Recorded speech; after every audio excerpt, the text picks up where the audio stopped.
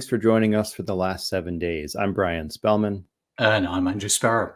I'm Greg Stewart. And this is the show where we have conversations about the news. Today is Tuesday, February 20th, and we are looking at automotive news.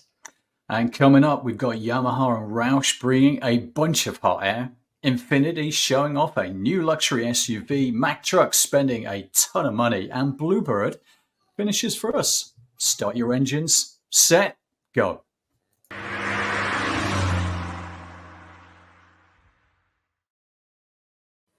On Valentine's Day, Yamaha Motor Corporation unveiled, get this, the world's first hydrogen-powered outboard for recreational boats.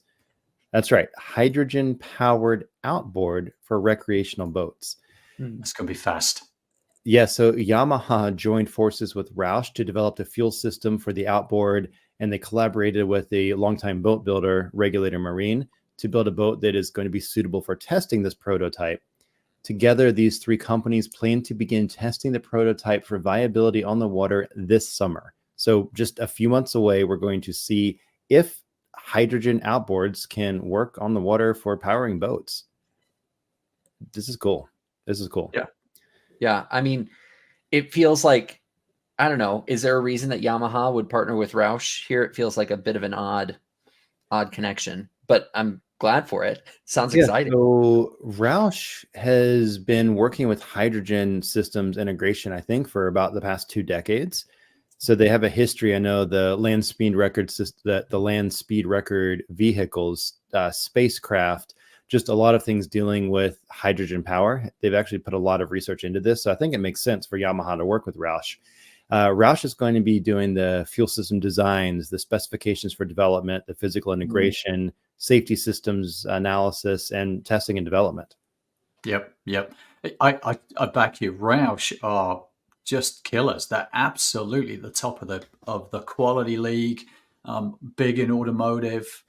Get a lot of contract manufacturing sent their way. So yeah, just real experts. And as you say, broke the land speed record, etc. The other thing that interests me about Roush is they've got a pretty good, well managed product life cycle situation going on. They leverage services across the complete product development cycle, solving a lot of their complex challenges using PLM, accelerating critical product launches through PLM, and the software is ensuring that every detail of those hydrogen fuel systems are meticulously documented because it's heavy regulatory control, as we know.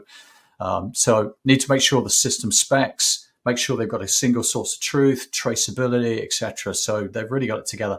Never mind, of course, all of the integration, especially when you're talking about boats and things like that. Because if it isn't seamless, you have leaks in your sink. Yeah, sinking's bad, but.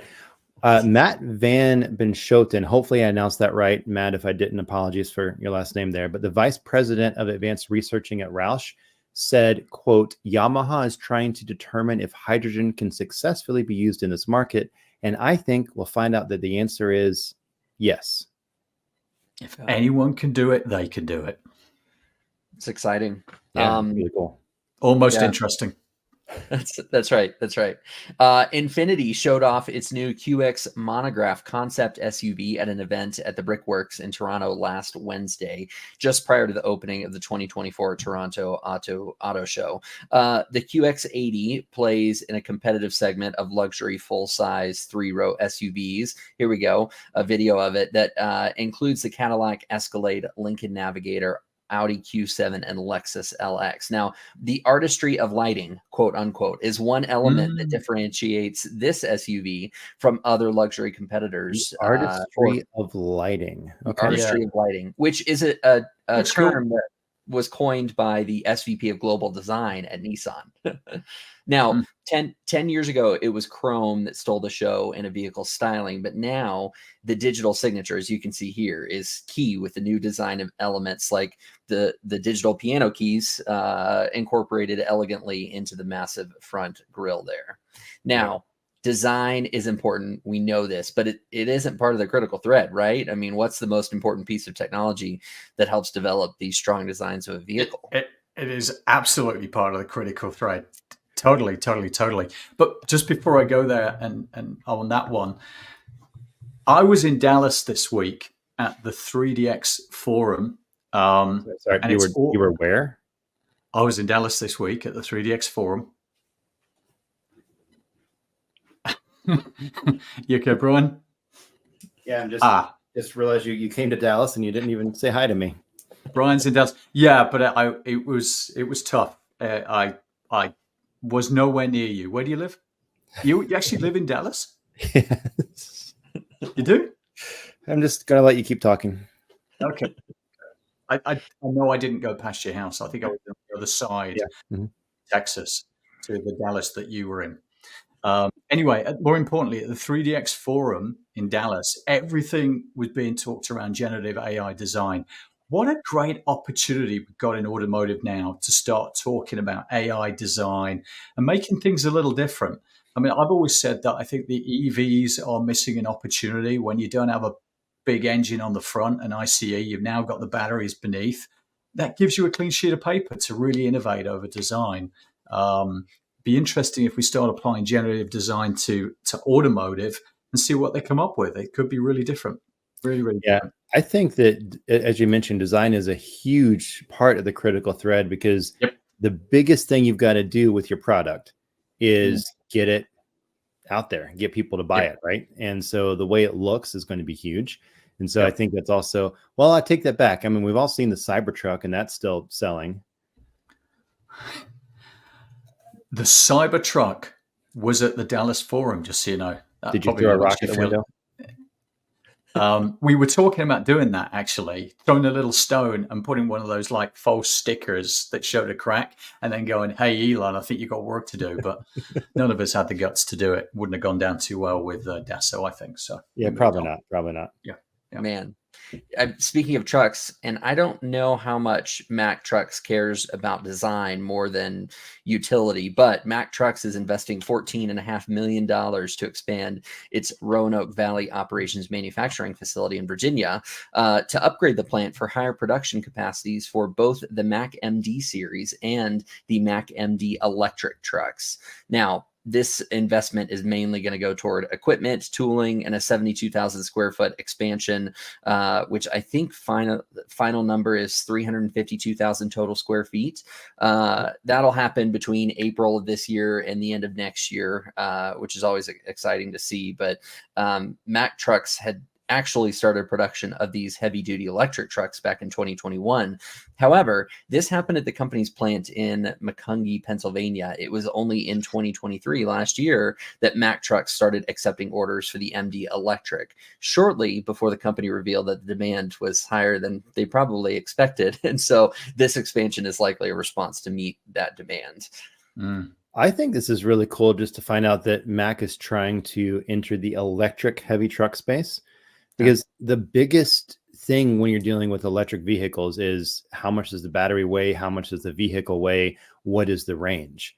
And especially with a Mack truck, you've got to have some good range or at least really fast recharging times because you're moving stuff around. That's the whole purpose of this, right? So seeing how this works is going to be pretty fascinating. I didn't say interesting, Andrew. I said fascinating to see how this actually works I mean, there's a lot of weight to have enough batteries to get enough range to make a Mack truck useful. So I think the other thing, just before I jump onto the critical thread for a second, is the infra. Do we have that coast to coast infrastructure to set these trucks off from LA over to the east? I mean, I don't know. Maybe we do. I think we've got a long way to go though, and that's something that needs to be put right up there with this ability to manufacture. But anyway, I'm sure I'm preaching to the converted. Critical thread, I've got to say, a couple of weeks ago, I did a very light bedtime read, which is about 30 minutes. It's a monster article called Bringing EVs to Market, Navigating the Challenges. It was admittedly focused more around kind of regular automobiles, but I think there's so much that's very relevant to kind of trucks and buses, engineered to order, configured to order environments that they are in. One quick snapshot: differences between an EV and an ICE. For a start, design, huge. Battery system integration, so that whole piece. Overall architecture to fit that in. batteries on the base versus generally ICEs on the front.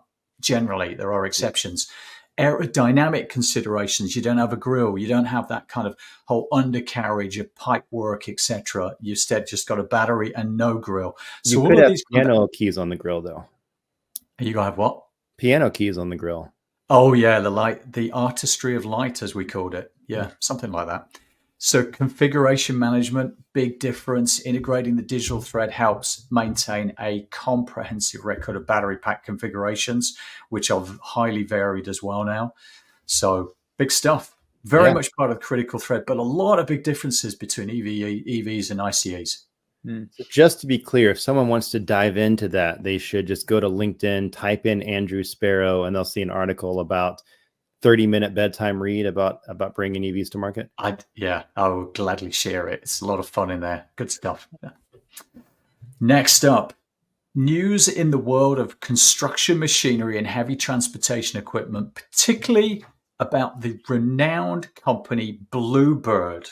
So let's jump in here. So first up, they have been voted the #1 small cap EV stock to invest in.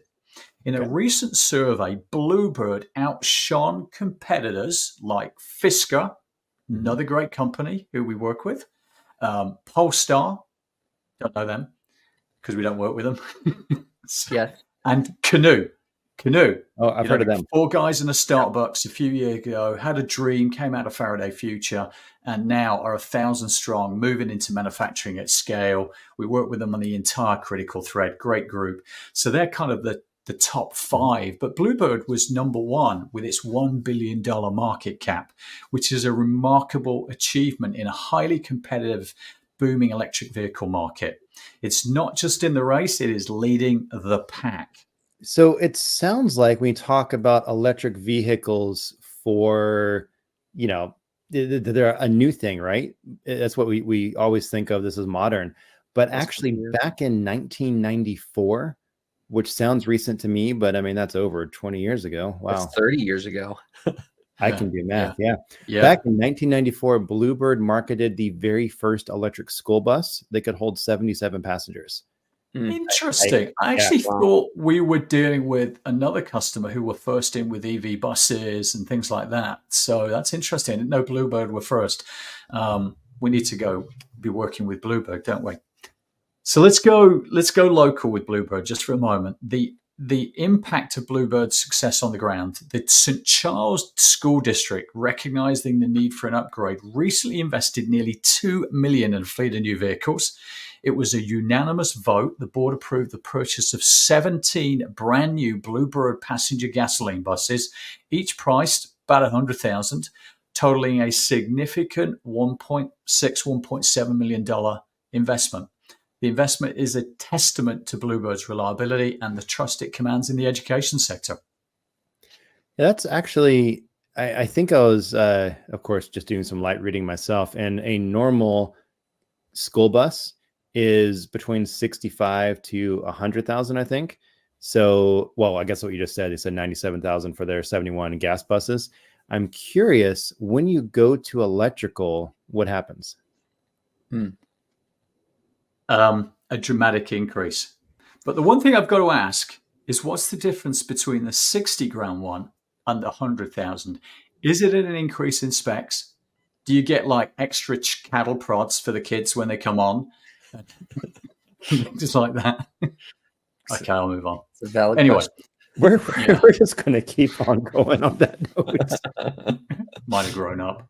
Anyway, that's not all. That's not all. Talking of how much is it for the EV, it's actually not just upgrading its traditional school buses, it's also embracing Blue Bird's electric buses, aligning very much with the kind of a national trend these days.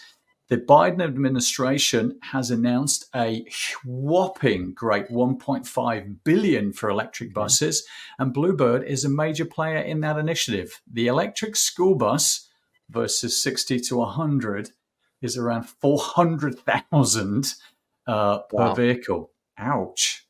Yeah, a little bit of a price increase there. Hopefully the savings is in the gas, maybe. I don't know how long it's going to take to recoup that. Maybe it's the environmental aspect, or of course, we all know the lithium mining and environmental debate too. So yeah, but that's big news for Bluebird, and I think pretty cool for just being able to make a bus that is viable, that's electric. Yeah. Was it last week or a couple weeks ago that we were talking about UPS, not UPS, US Postal Service, Yeah. upgrading their fleet, right? I mean, their fleet's from the late 80s, early 90s. It's also 30 plus years old.